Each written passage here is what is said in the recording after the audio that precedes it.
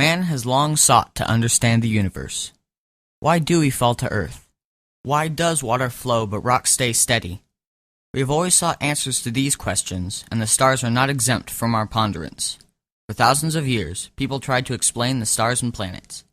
To explain the movements of the stars and planets, a 16th century Polish astronomer, Nicolaus Copernicus, created a theory called heliocentrism.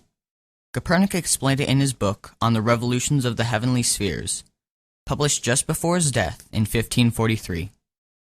Because of his book, he is commonly known by his Latinized name, Nicolaus Copernicus. On the Revolutions of the Heavenly Spheres is considered the first book on modern astronomy. The main premises of his theory of heliocentrism include: there is no one center of the celestial spheres, which are the spheres in which the movements of the stars and planets exist. The Earth is the center of only the lunar sphere. The sun and planets do not revolve around the Earth. The sun is near the center of the universe as the spheres revolve around it. The stars are in a fixed sphere called the firmament, which does not move. And the Earth has more than one motion. Besides orbiting the sun, it also rotates around an axis.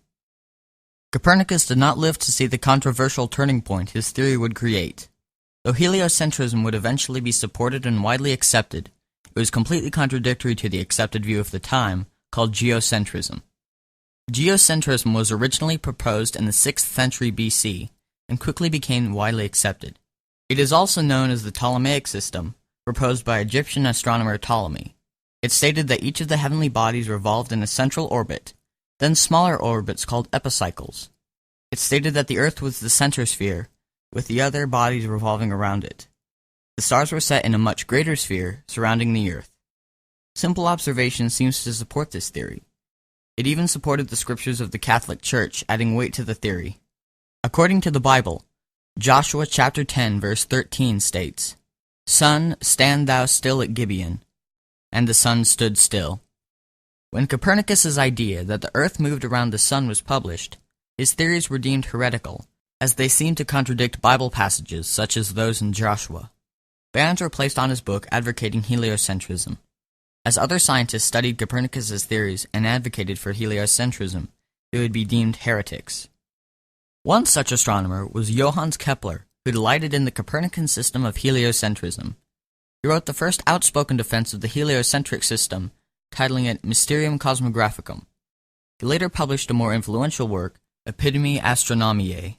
It discussed all of heliocentric astronomy in great detail. He also created the first, albeit inaccurate, physical model of the solar system. Perhaps the most well-known supporter of Copernicanism is Galileo Galilei. In the 17th century, he invented the telescope and used it to support Copernicus's theory. He stated that he saw phases on Venus and moons orbiting Jupiter, which disproved the idea of geocentrism.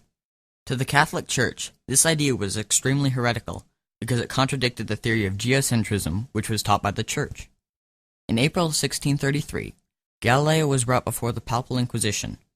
There he was tried for heresy, where the Church presented letters written to and from Kepler.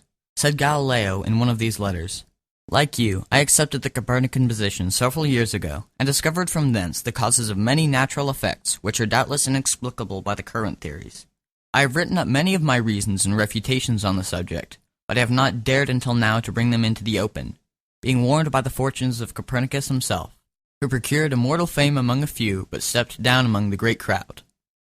Kepler wrote as a response, "But after a tremendous task has been begun in our time, first by Copernicus and then by very many learned mathematicians, would it not be better to pull the wagon to its goal by our joint efforts, now that we have got it under way, and gradually, with powerful voices, to shout down the common herd, which really does not weigh the arguments very carefully?" At his trial, Galileo offered to publish a second book renouncing Copernicanism. However, this offer was refused. Galileo agreed to plead guilty to a lesser charge. He was convicted and sentenced to house arrest indefinitely. A contemporary of Copernicus, René Descartes, wrote a book titled The World. It explained, among other things, his views on heliocentrism. However, he delayed publication of his book when he heard of the Roman Inquisition's conviction of Galileo. In a letter to Marin Mersenne, a famous mathematician, he states, "I almost decided to burn all my papers, or at least to let no one see them. The assertion that the Earth moves is so closely interwoven in every part of my treatise that I could not remove it without rendering the whole work defective. Copernicus's theory was also used by Sir Isaac Newton, who is famous for his laws of motion, collectively called Philosophiae Naturalis Principia Mathematica. Copernicus had explained that the planets move around the sun. Newton explained why the planets move around the sun. They are held there by gravity. By combining his theory of gravity and his laws of motion with Copernicus's theories, we are able to learn more about the physics of our universe, both the movement of objects on the Earth and in space. It was these theories that allow us to build bridges, cars, and airplanes to travel on Earth, and rockets to travel into space, to the Moon, and to Mars. Our modern machines, communications, even the way we live would not exist. We would not be as technologically advanced as we are today. Copernicus created a model of the movements of the stars and planets.